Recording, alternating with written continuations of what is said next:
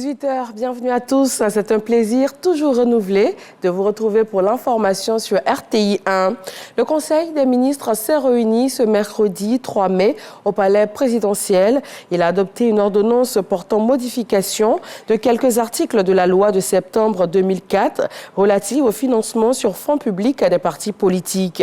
Cette modification vise à étendre les subventions de l'État aux partis politiques et groupements parlementaires représentés au Sénat, la Chambre haute du Parlement. C'est l'une des mesures fortes annoncées par le président de la République lors de son adresse la semaine dernière sur l'état de la nation devant les deux chambres du Parlement réunies en congrès.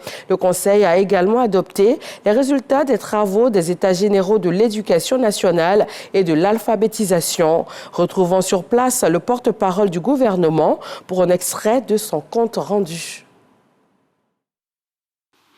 Au titre du ministère de l'Intérieur et de la Sécurité, en liaison avec les ministères concernés, le Conseil a adopté une ordonnance portant modification des articles 4, 5, 6, 7 et 20 de la loi du 10 septembre 2004 relative au financement sur fonds publics des partis et groupements politiques et des candidats à l'élection présidentielle et abrogeant la loi du 14 décembre 1999 ainsi que son projet de loi de ratification.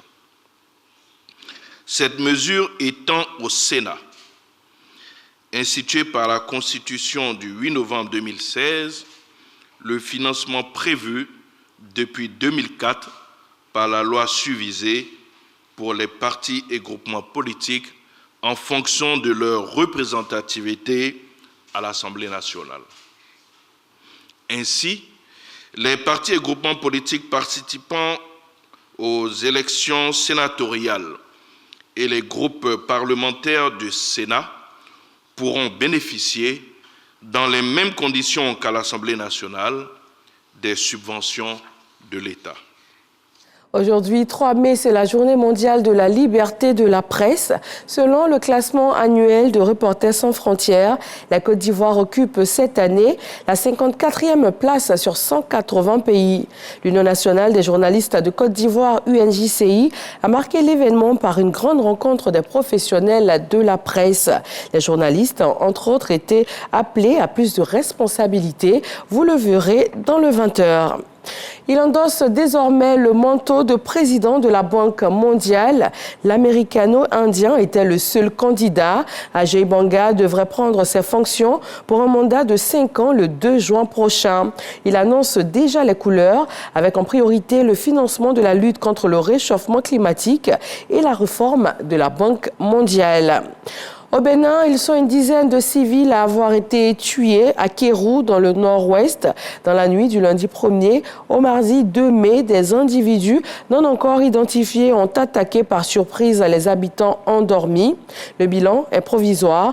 Les recherches sont en cours pour les personnes toujours portées disparues. Au Rwanda également, le tableau de l'actualité est assez sombre. Au moins 127 personnes ont péri dans des inondations et glissements de terrain causés par de fortes pluies saisonnières. Le bilan matériel est lui aussi important, avec de nombreuses maisons détruites et des routes coupées. Des opérations sont en cours afin de permettre l'évacuation et la relocalisation temporaire des résidents habitant dans les zones touchées et à haut risque tant que les pluies se poursuivent. Direction l'Europe, la Russie accuse l'Ukraine d'avoir tenté d'assassiner le président Vladimir Poutine. La présidence russe affirme avoir abattu 2 drones ukrainiens la nuit dernière.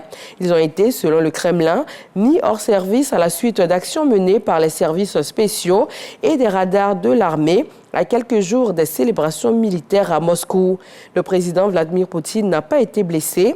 L'Ukraine, de son côté, rejette en bloc ces accusations. Et voilà, merci à tous de vous informer sur RTI 1 et je vous retrouve à 20h.